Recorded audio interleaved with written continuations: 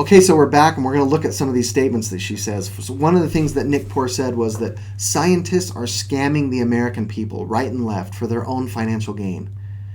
Well, from what every scientist I've known is an honest man or woman just trying to figure out how the world works. So it's sad that many people may think this, that scientists are corrupt in some way. Now, there might be a few that are out there that are that way, but by and large, scientists are just honest people trying to figure out how the world works.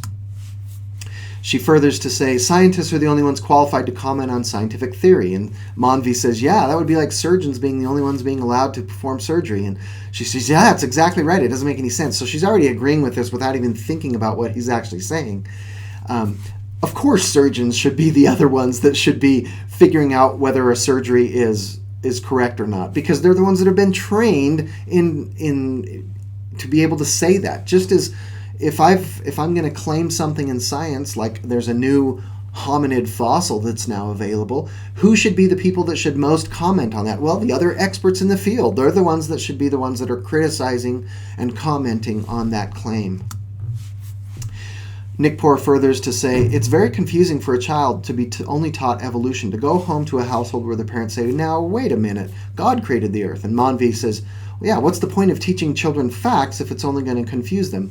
And she says, it confuses the children when they go home. We as Americans, we are paying our tax dollars for our children to be educated. We need to offer them every theory that's out there. It's all about choice. It's all about freedom. Mommy says, it should be up to the American people to decide what's true. And she says, absolutely. Doesn't it make common sense? And so it's really telling, here at the end that it's back to this idea that America, we have choice and we can choose. Well, yeah, that's true. We can choose. But one thing that we can't choose, right, is what is a good idea and what is a bad idea in terms of science. What is truth? Although I kind of am hesitant to use the word truth, but it's not like we vote on these things, right? Either these ideas that can be examined through science either are held up because of the testing, because of the observations, because of the results, the conclusions, and the repeated testing and their critique. Either they stand up or they are refuted and they need to be discarded. Now, science, therefore, can address many questions. It can get at many types of different claims of knowledge. But also science cannot address many questions or cannot get at many claims. So let's just quickly go through this list and decide whether science can or cannot address this type of, if science can do this. So is science or can science do any of these following? So science is or can a democracy? No, right? We don't vote on what is the best idea. We let the evidence decide that. Is science proved true? No. We do not prove things true in science. Science is not a truifiable way of knowing. Science is a falsifiable. We can look in things that are wrong and then say that's wrong and discard that idea, and then the other ideas are left, but we never say that we've proved it true. Spiritual revelation? No. Tentative? Yes, science is tentative, because there's always the chance that new evidence, new observations, new ideas might somehow need to change our current thinking or even throw out our current thinking and start all over. Science is or can empirical. Yes, science is empirical, right? We use evidence. We use observations to help us decide what is the best idea. Science can explain deity. No. Science makes value judgments. No. Science relies on faith. No. Science is political. No. Well, it shouldn't be. And I know that many people think that it is, but it should not be. Science should be apolitical. Science relies on tradition. No. Science is testable. Yes. Science is falsifiable. Yes. Science is all-powerful. No. Science is limited in what it can do. Science is changing. Yes, in the sense that what I mean by this is that science continually is refining itself and refining the ideas that it's trying to explain. Science makes moral judgments. No. Science is authoritative.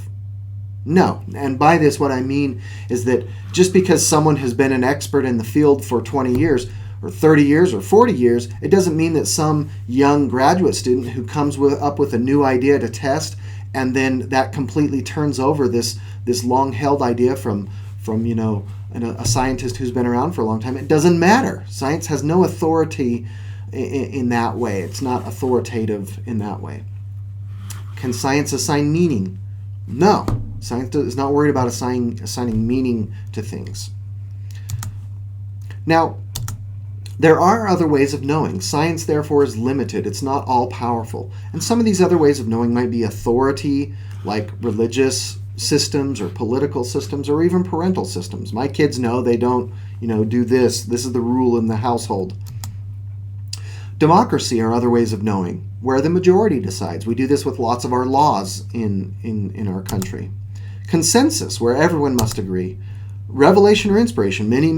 Perhaps many of you rely upon these types of ways of knowing for your own worldviews. Aesthetic. So, I'm sure that a music major or an art major might argue that you can gain insights, you can gain knowledge by, music and art. Moral ways of knowing, ethical ways of knowing. So there's other ways of knowing besides just science. Science does not have a monopoly on knowledge. And to just exemplify these ideas that there are other ways of knowing, and these other ways of knowing don't have to conflict with science, I want to use some examples from some of the most, what people might think are controversial to science. So let's use the idea of science and even evolution and look at, for example, religion, right? Where people think that religion and science somehow are at odds with each other. Well, what we see is that some of the largest religions in the world actually have formal statements saying that science and religion can coexist. For example, here is Pope Francis. He says evolution in nature is not inconsistent with the notion of creation because evolution requires the creation of beings that evolve. He also said when we read in Genesis the account of creation, we risk imagining that God was a magician with such a magic wand as to be able to do everything, he said. However, it was not like that. He created beings and left them to develop according to the internal laws that he gave each one so that they would fully develop and reach their fullness. So even, the Catholic religion, the largest Christian religion on the planet, the leader of this religion has stated clearly that science, and in this case even evolution, and religion can coexist. The Dalai Lama has said, in my view, science and Buddhism share a search for the truth and for understanding reality. By learning from science about aspects of reality where its understanding may be more advanced, I believe that Buddhism enriches its own worldview. And from, here more locally in Utah, the Church of Jesus Christ of Latter-day Saints is the largest religion. And they've also made a statement back in 1931 where they said, upon the fundamental doctrines of the church we are all agreed. Our mission is to bear the message of the restored gospel to the world. Leave geology, biology, archaeology, and anthropology, no one of which has to do with the salvation of souls of mankind, to scientific research, while we magnify our calling in the realm of the church. So once again, let science do what science does, we do what we do. There's no reason why they have to be in conflict. They can coexist. And if you didn't feel represented, here's a list of a bunch of other religions or organizations that simply don't oppose, evolution or science and their own worldview about their own religions. Now we can even turn to more secular types of statements. And here's a statement from a federal judge that was overseeing a case looking at these types of issues of religion and science and evolution and religion. And basically this is what the federal judge said, right, in his decision where he's speaking for the government. The theory of evolution represents good science, is overwhelmingly accepted by the scientific community, and in no way conflicts with nor does it deny the existence of a divine creator. And if you want to know more about here in the state of Utah, you can go and read about the position from this website about the Utah State Board of Education, where they basically say, we agree that evolution is good science, which should be taught in the state, and it doesn't conflict with the main worldviews here. So, religion and science can coexist.